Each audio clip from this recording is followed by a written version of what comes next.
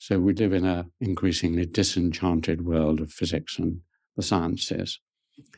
But I was brought up in the valley of William Wordsworth, the poet, and his greatest poem, The Prelude, is about how, as children, we live in an enchanted world where the rocks and the trees and the stones and the waters and everything have spirit in them.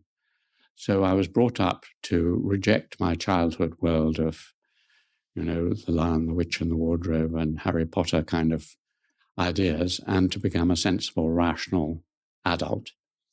But when I went to Asia, Nepal particularly, to begin with, I realized that this was just one way of looking at things and that it's much more complicated than I'd been brought up to believe. And so we're going to see your office. Well, we are, if I can find my keys.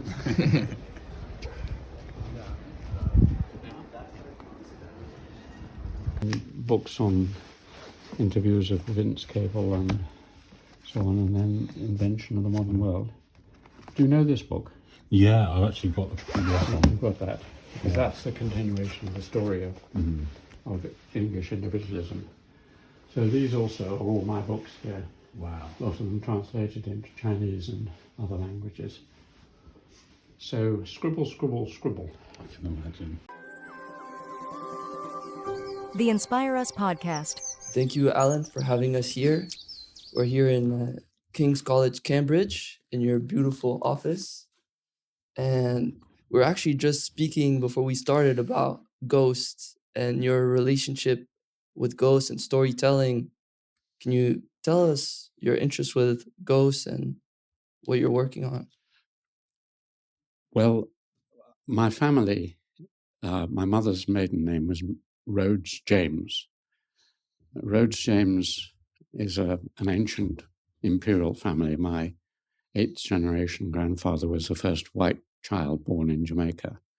Wow. And his 4th generation descendant was the provost of King's College and Eton, a man called M.R. James. And M.R. James is the most famous ghost story writer in the English language.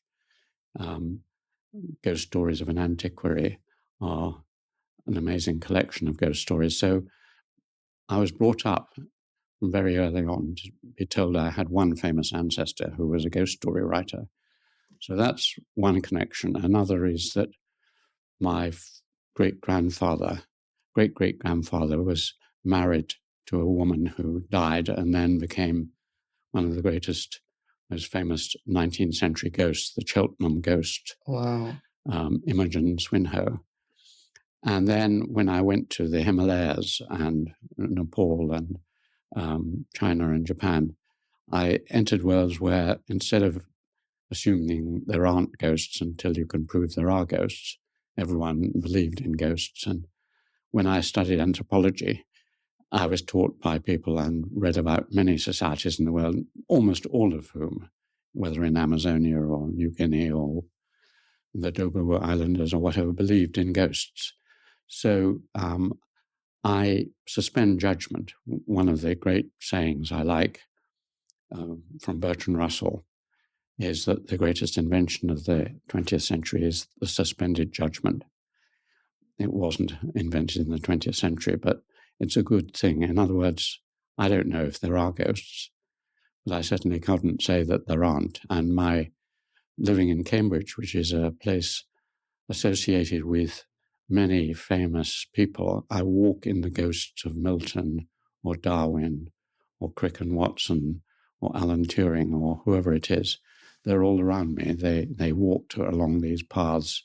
Their memories are inscribed in the trees and buildings around me. So I live in a ghost-infested sort of world in Cambridge.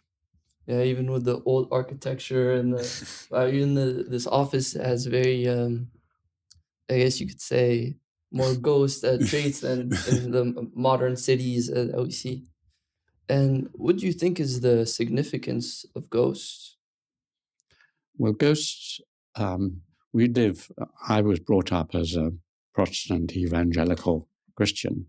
So I was told increasingly from the age of about 12, 13, you can't believe in anything that you can't actually touch and feel and see. This material world is all you have. Maybe Jesus is up there a long way away, but basically this is what the world is. This is what's called Disenchantment of the World by Max Weber. So we live in an increasingly disenchanted world of physics and the sciences. But I was brought up in the valley of William Wordsworth, the poet, and his greatest poem, The Prelude, is about how, as children, we live in an enchanted world where the rocks and the trees and the stones and the waters and everything have spirit in them. So I was brought up to reject my childhood world of, the Lion, the Witch and the Wardrobe and Harry Potter kind of ideas, and to become a sensible, rational adult. But when I went to Asia, Nepal particularly, to begin with, I realized that this was just one way of looking at things and that it's much more complicated than I'd been brought up to believe. You were also born in India, correct? That's another possible background things, because for those who want to sort of imagine the world I was brought up in, if they read Rudyard Kipling's work, particularly the Mowgli stories, where Mowgli is brought up by wolves and so on. It's a famous story, but a number of his other books are about his childhood memories of India, where he was also brought up. And so I was mainly brought up not by my parents, but by Assamese or hill women, because they had ayahs. Your parents were busy, so they handed you over to an Indian or a hill woman from Assam. And I spoke their language. They taught me their language, and they'd tell me stories about animals that were human and humans that were animals and all this sort of stuff. So for the first 5 years of my life, I was just in a world full of, if you like to call it, ghosts. And then when I came home to England, my mother was a great fan of children's stories and wrote them herself. And so I went on with that sort of magical world in the books I was reading and the poetry I was reading. And it was only later. So the Indian influence was enormously strong. Most of our character is developed in the first 5 years of our life. So by the time I came back to England at the age of 5, I was more or less what I am now. Wow. It definitely shifts your perspective, but it's interesting because you wrote a book and you researched a lot, English individualism. Yeah. And maybe I can ask you why English individualism, and did the fact that you had that perspective from being born in India, did that change, and did that maybe give you a better way of looking at it? Well, if you're born, brought up, and domesticated in a certain culture, you can't see that culture. Yeah. So if it's a famous proverb in China ascribed to Confucius, though it probably wasn't him, that it wouldn't be a bird that discovers air or a fish that discovers water. Or as R.H. Tawney, the historian, said, he little of England knows who only England knows. So the fact that I came from the outside, and I was always, in a way, an outsider, even though I was trained through boarding schools to be English in my culture, I was always on the edge of my culture. And as a result, I could see it from inside and the outside. When I became an anthropologist in particular, I was teaching about and reading about cultures all over the world. And looking back from the rest of the world, England became problematic. There was a famous historian called E.P. Thompson, and he wrote an article called The Peculiarity of the English. And so I became more and more aware of how peculiar I was and my own culture was, looked at from the majority of the rest of the world.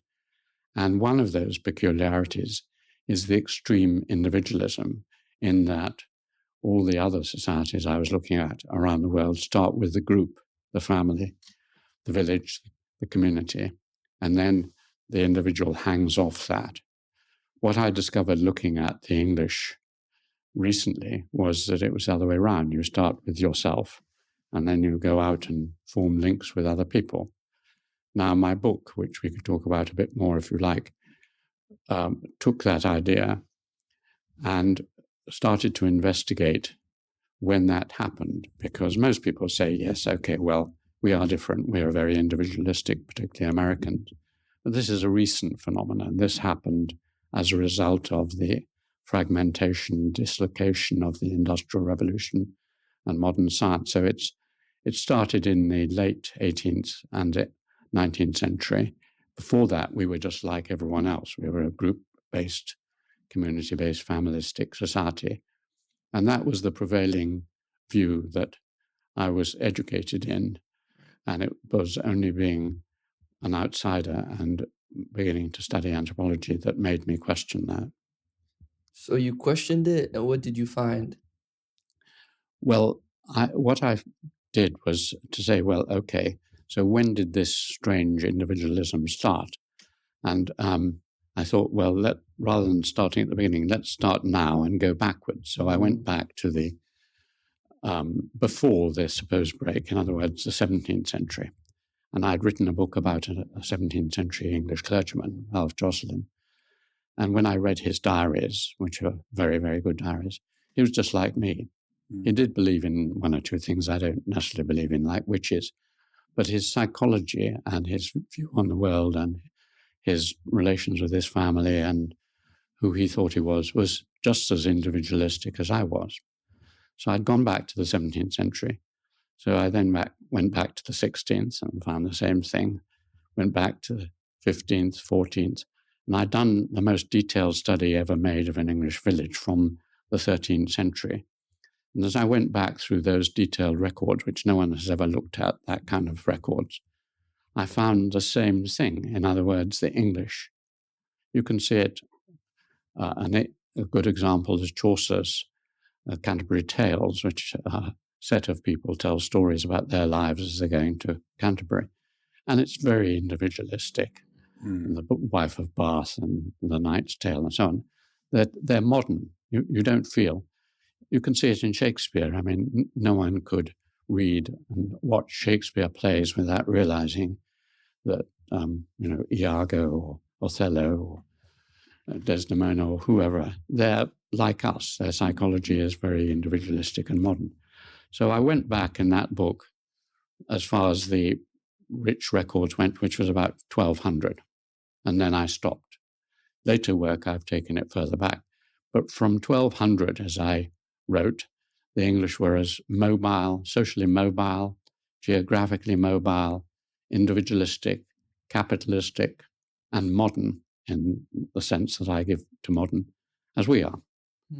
There has been no revolution. And why this caused a revolution in history is that it went against the great sociological theory which had been developed by Karl Marx and Max Weber and other 19th century sociologists, that there was a great break. Before we were feudal, pre-capitalist, pre-modern, and then we had a revolution and we became modern. My theory was that there's a very strong continuity. Of course, many things change. The material world changes, knowledge changes, social structures, laws change a bit. But basically, it hasn't changed. And the final example I give to you is this is based a lot on the work of the greatest legal historian who's ever lived, F.W. Maitland of Cambridge. And he wrote a book called The History of English Law in 2 great volumes with Pollock. When does that history of English law end? When have we got our legal system, which it doesn't basically change? 1207. 1207. 1207. After that is minor details. So law is a very good insight into how a society works. If you're going to have a Marxist revolution, you're going to have to change all the legal structures. But there's no sign that happened. The legal system continued right through to where it is now. Because I think that was one of the most standout things about your work is you saying that England was, or the English people were a capitalist society in the 13th century, which is contrary to what most people would say. And it did strike me when I first came across it. And would you attribute English individualism to the success of England? And do you also think it comes with a cost as well? And if it does, what would that cost be? I'm not sure whether you mean it that way around. Would I attribute the success of England to, well, which way around are you asking? I think the success of England to its individualism. Yes, that way around. Partially. I mean, there are many other reasons as well. But it has a huge effect on many things. For example, it makes everyone very insecure, because in the English inheritance legal system, no one knows where they are. In most societies, where your family comes from in Nigeria, when you're born, you are entitled to part of the family wealth by being born into that family. So you have a secure position in your society. In England, there was a saying, no one is the heir of a living man, nemo est heres viventis, and that means that until your parents die, you don't know whether they're going to leave you a penny. Could leave you nothing. And they have no legal obligation to leave you anything. And this is different from Roman continental law. Therefore, everyone has to strive all the time. You not only have to strive to satisfy your Protestant God, but you have to strive economically and socially to make your way in the world, because nothing is taken for granted. And that constant striving is one of the impulses, I suppose, behind the growth of the British Empire and younger sons particularly, and others. There was going off and exploring the world, both from England and obviously from Scotland and elsewhere, and making the British Empire. And so that's one thing. The other is that it leads to very strong private property law, so that if you make money or you're successful, you keep it, which in most societies, if you are successful, you have to share it with everyone else. And therefore, there's a strong incentive. It protects private property and private intellectual property. And as a result, you can work hard and make something for yourself. And that is one of the crucial factors behind capitalism. If you don't have the security of property that John Locke talks about, then you can't really have. And it was only when that switch happened under Deng Xiaoping in China, in other words, they stopped the commune and you had farmers with private property, that the modern economic miracle of China emerged, when they absorbed this private property idea. So I think the individualism of the legal system and the property system is one of the integral factors behind the success of the British.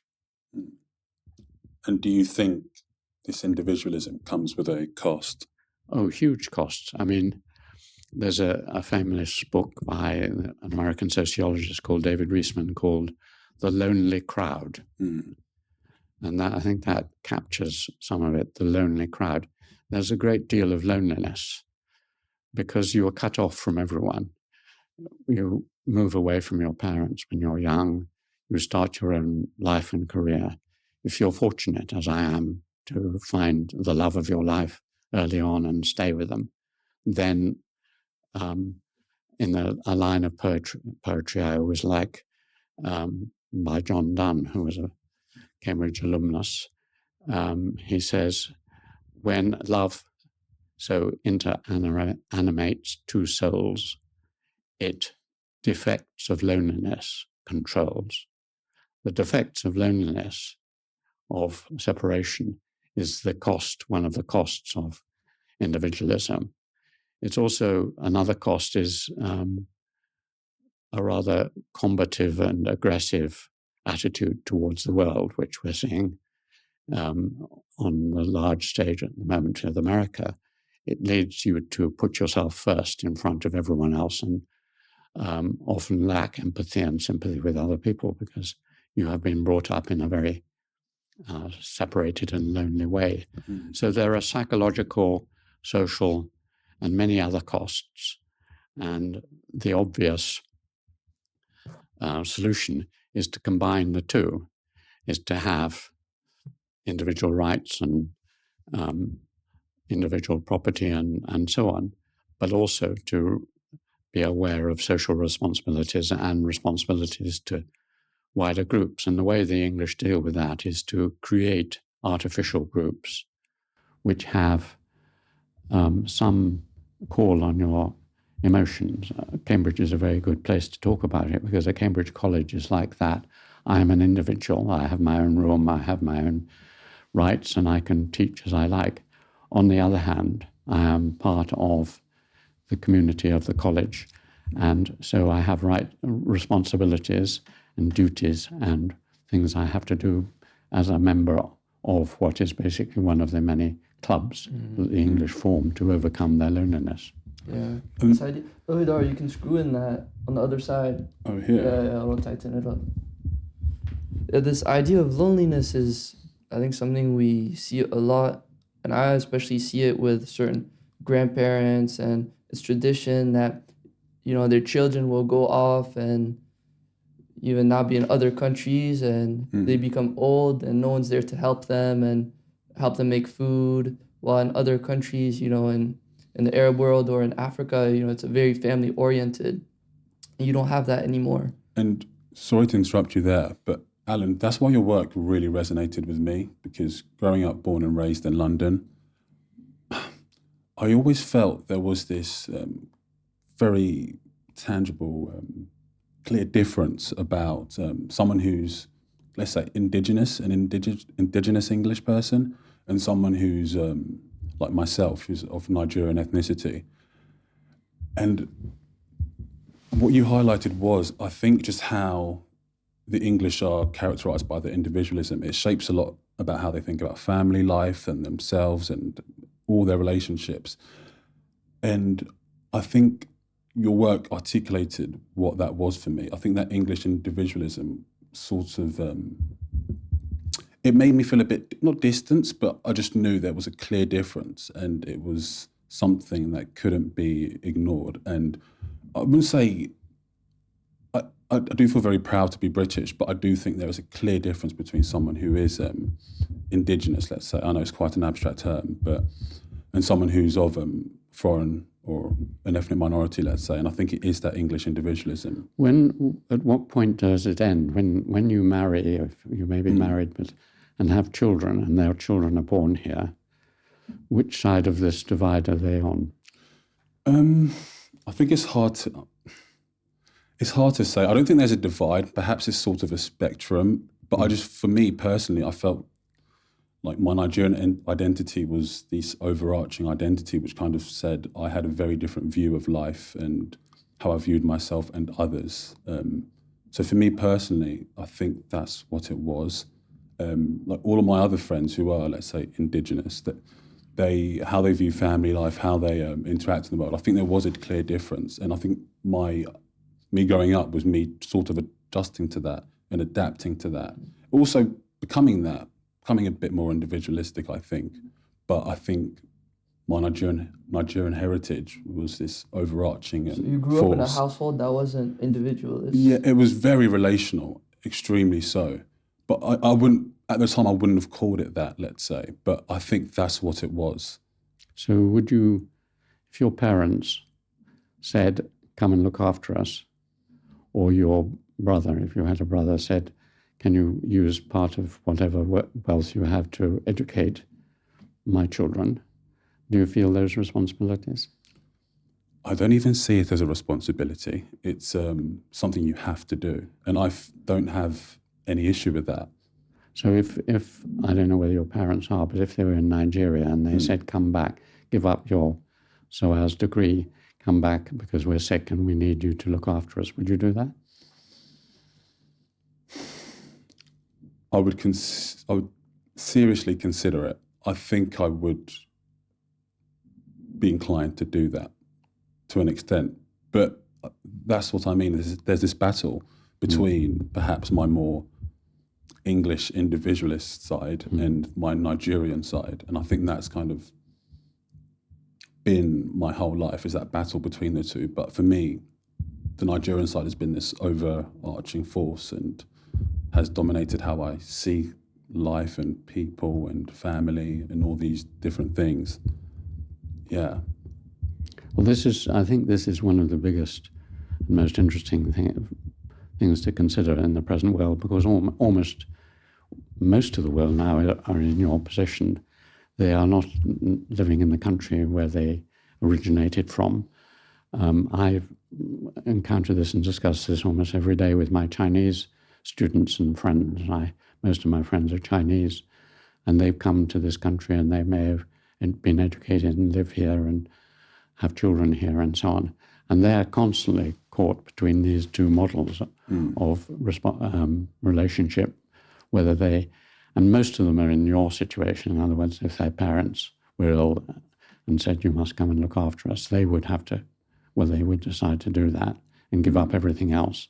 And they regard the family as a pool into which you put your wealth so that they would educate their cousins and so on if they had the money and so on. English, and that is one of the extraordinary things, reading through English literature and so on, sort of caught in one of the great depictions of it is King Lear. If you remember the story of King Lear in Shakespeare, King Lear decides to give up his kingdom and hand it over to his children in the expectation that they will look after him and so on. And he retires and then and the two elder daughters get fed up with his demands and so on and throw him out and say, we don't have any responsibility to you. The youngest daughter, who he doesn't really appreciate, Cordelia does show that filial love. But Shakespeare's playing with this tension between these two systems in that play absolutely beautifully. And of course, Lear goes mad, caught between these two philosophies. But if you look at poetry, diaries, all the sources of English and English law, there is no law in England that you have any responsibility to your parents. It's sort of very well summarized by one of our great philosophers, John Locke. He said the responsibility you have to your parents is only in proportion to their kindness to you. If they were good parents and they helped you and they invest in you, you as a moral being, you should repay that kindness. Yeah. And what was important about Locke is that, who was the founder of the American Constitution, as you know, was that he applied that to the king as well. In other words, you don't owe the king absolute duty as you do in a Confucian society or your father. It's a conditional contractual relationship. If the king is a good king, obey him. If he's a bad king, get rid of him. And it's the same with the English parents. Many English people hate their parents. Many English people find Christmas an ordeal when suddenly you're with your extended family. Most English people, if you ask them, once they mature, who they feel closest to, they will say their friends. And this is what happens with schooling. As soon as our children go to school, their allegiance switches from firstly to their parents to the wider society of friends and so on. But that is very unusual and different from nearly all societies. And just to add on that, this is why I'm extremely grateful for having this sort of dichotomy, because I see there are issues with this relational, communal way of life, because sometimes it can actually be to your detriment when you're consistently just giving and giving to a group of people which might not actually be beneficial. I'm so lucky and grateful. I have a very loving, caring, empathetic family. But I know for many people that isn't the case. And I've seen in Nigerian families where this kind of communal aspect or this communal way of living, always being about the family, can be to your detriment. So I am very grateful for having the two and sort of acknowledging where it can go wrong to have too much of an individualist mindset or a communal mindset, and having that mesh or coalescing the two can actually, I think, is the best way to sort of live life. But it's hard because you're not really exposed. A lot of Nigerians aren't exposed to this individualist way of life, and it's very alien to them. Like when you go to Nigeria, you're always with your extended family, and you get so much joy and relief, I think, as well, because you're part of this bigger body. You're not alone. You're never alone. And you always have a place. Your identity is within this family. Whereas perhaps on the English side or the individualist side, your identity is more important. You're the one shaping it always. Your family is less important in your identity. So, yeah. Well, one of the theories, I mean, I started on this theme in my first doctoral thesis at Oxford, which was about witchcraft. And my central argument in that book was that witchcraft emerged from this clash, that basically the medieval communal responsibilities and village responsibilities meant that when an old lady came to your door and said, can you give me a bit of bread or something to eat or to work with, under Catholicism and the communal ethic, you had to give it to them.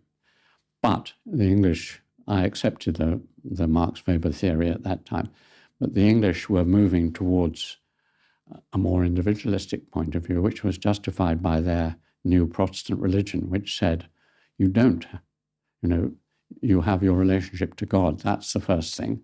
Your family is secondary. And you don't have to give to this old lady.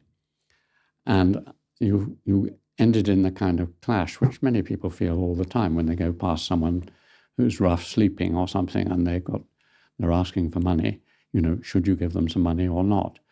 And so in my theory, what the English did was to project their guilt and anxiety onto the witch, blame the witch. I can't give it to that woman because she's a witch. It's her fault, not my fault. It's exactly what Donald Trump is doing with US aid at the moment. He's saying that I'm going to stop US aid because they are corrupt and useless people and so on. It's their fault, and why should I save millions of babies from AIDS or anything like that? You dismiss them. My responsibility is to myself and my rich friends, not to them. So you reject them, and you, in the theory there, you rejected it through witchcraft. I've come to revise all that, but basically it is a constant tension between the two. And this danger of extreme at either end, if you pool everything, then you can't have your own life, you can't earn your own money, you can't live your independent life. And therefore you have to negotiate and keep people at a certain distance. But on the other hand, you're assumed to be responsible and part of that group. So it's a constant anxiety and negotiation. It's interesting, and you mentioned that in Nigeria, for example, a lot of their identity is with the community. And here in England or in the West, a lot of the identity they have is with themselves. But I feel like we're seeing more and more that there is a problem of identity. Our generation is becoming so focused on identity and who they are. There's a lot of questions, and there's a lot of need of community now. There's a lot of need to be parts of different groups, whether it be, sports club, whether it be like being part of the certain communities. Now you have like the LGBT community, or even like being colored, now your community, or like being Arab, it becomes like part of your identity. Do you think this is a pushback to individualism? And do you think there's going to be a shift in the future? Well, when people talk about community, most people say the community should community care or whatever. They use the word with a small c in a rough way, meaning people who should be together or, a cricket club is a community or something. And you can use it in that very broad sense, a sense of belonging to something bigger than yourself. And that encompasses almost everything from, just neighbors or whatever. In the technical sociological literature, community was a big idea in the 19th century, and it was most famously described in a book called Community and Association, or Gemeinschaft and Gesellschaft by Ferdinand Tönnies. And what he said, he defined a community as based on three things. One was family and blood. You had to be related. The second was place. You had to be from a geographical area. And the third was a sense of we as opposed to they. Now, when you have those three things, take an archetypal remote Russian village in the 19th century, all the villagers of your family are all related to you. You'd been born there, you lived there, you died there. And when another village came along, you said, well, they're from another village. And you find this all across Mediterranean Europe, and you find it in most societies, traditional. That's community with a large C. Now, the English have never had that. Maitland, the legal historian I mentioned, writes about it. The Anglo-Saxons never had C, a capital C community. It was always too geographically mobile, and this is what I found. People in England for 1,000 years, they're born in one place, they move to another place, move to another place, they go to London, go to somewhere else, and then they die. So there's no community of place. There's no community of family, because you leave your family, traditionally in England, any time from the age of 8. You move away. You don't have a joint economy with them. You don't work with your brothers or anything. You don't inherit necessarily from your parents. So there is no family community. There's no, in other words, blood community. There's no place community. And you don't feel, if people say, well, who are you? Your answer is very contextual. It depends on who's asking you. If a Frenchman is asking you, say, I'm English. If someone from Oxford is asking me at Cambridge, I say I'm from Cambridge. If someone in Cambridge is asking me, I say I'm from King's College, etc. So it depends on the level of the asking. So we don't have community. But as I mentioned before, in this lonely, like I think of the English as like billiard balls. They're separate balls that are shuffling around on a billiard table. Now, you can't live your life like that. You can't get anything done by yourself.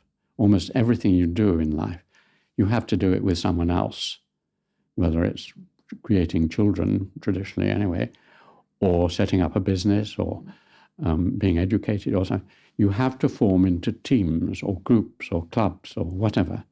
So associationalism, which is what Tönnies made the opposite of community, associationalism means that you aren't born into this group, but you set up a contract in the wider sense of contract. In other words, an agreement which you freely enter into, like our agreement to have this discussion.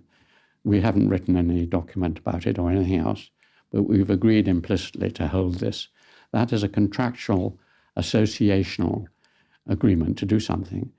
And the basis of Anglo-Saxon societies is associationalism. It's the basis of America, as de Tocqueville described in his great book on America. Forming into little groups to do this, that, and the other thing is what enables you to get anything done. And it also gives you a sense of meaning. I mean, most people's lives, if you ask them, their most meaningful activities, it's, going off and playing football, or going down and playing darts, or doing things together. Now, the great transformation, obviously, in the last 20 years is that this has changed from physical communities to virtual communities, and that people spend less time being together face-to-face and spend more time in contractual kinds of communities online to Yeah. share things. So Facebook is a whole set of small communities of various kinds. That has been a big shift.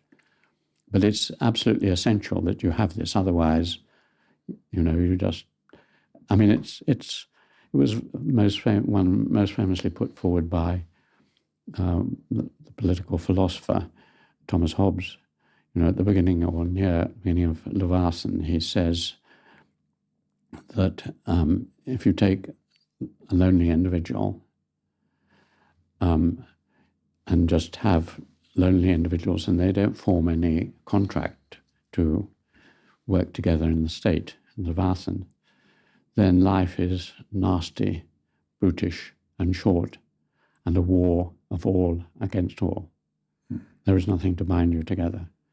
So molecular, as I call it, like molecules, molecular individualism is intolerable. But complete fusion into the group, which is the extreme form of communism, for example, or some tribal societies, is also restricts your freedom and creativity and all sorts of things as well. So it's somewhere mixing these two extremes that I find the solution to be. Yeah, it seems that for a lot of the things, the answer is somewhere in the middle. And even individualism, but all these other isms that came about, even secularism or capitalism or all these other isms that people will put in the group of modernity, which is maybe this aspect that you can explain. But yeah, maybe the answer is in the middle. But I also wanted to ask you, do you think individualism is going to become this worldwide phenomena? Because my mate who's South Korean, and they've had this very rapid development. And one thing he notices about society is how atomized people are becoming. And it's just this loss of community slowly. Slowly, people care less about the family and the community, and they just want to be the individual. So do you think as other nations, like in Africa or South Asia, do you think individualism is their fate? Do you think their societies will be shaped by individualism if they do trying to modernize and become developed? Is that a product of the modern world, or? Well, when I talked about this years ago to my students, I used to say that individualism is like a detergent. When you have an oil slick, if you pour to get rid of the oil slick, you pour on, so the coagulated oil is broken into little bits and then it disperses. And there was a theory, particularly espoused by American sociologists and others, that this is what was going to happen, that all over the world they will become individualists and democrats and capitalists and so on like us. That looked as if that was working out, and at the height of that and the time when history ended, according to Fukuyama in 1996 or whenever, after the collapse of the Soviet Union, it looked as if individualism, capitalism, democracy and modern science would take over the world. Now I spend a lot of time in China and in Japan, and neither of them are becoming individualistic in the way that we are here. Particularly Japan. Japan totally rejects individualism. There's no individual in Japan. Everyone is bound up with everyone else, and they pretend to be individualists. I wrote a book called Japan Through the Looking Glass, where I explain all this, but basically they go along with Western ideas. They don't want to argue, so they have what we think of as democracy or our legal system or our capitalist system, but they're nothing to do with what we understand by these things at a deeper level. And China, and I talk to my young Chinese friends a lot about this, and they say it's become more individualistic, but we've got to a point where it's not going to go on any further. We still feel, the strength of our family system and our identity as Chinese. And some people might even argue that the tide, if you look at it as a tide of individualism and all these things flowing over the world, the tide is now shifting the other way around. And that the Chinese are not going to become Anglo-Saxons. We are going to become Chinese. Not become Chinese, but the philosophies and the ideas about your social relations will become more like Africa and so on. I mean, it's quite clear that the other parts of the world are going to be the dominant economic and military powers of the world in 10, 20 years. So the primacy of the West is over. It's obvious. And what I hope will happen is that instead of the tide coming back behaves in the atrocious way in which the tide from this country behaved when it overtook the rest of the world, destroying and raping and pillaging, as it were. When the counter tide comes back, they will be more generous and more understanding of the fact that we have to negotiate a middle position, that we have many good things, they have many good things, try and find the golden mean between the different systems. So the answer to the question is no, I don't think individualism is going to sweep and take over the whole world. At that point, perhaps we can just have a 5-minute break. Yeah, perfect.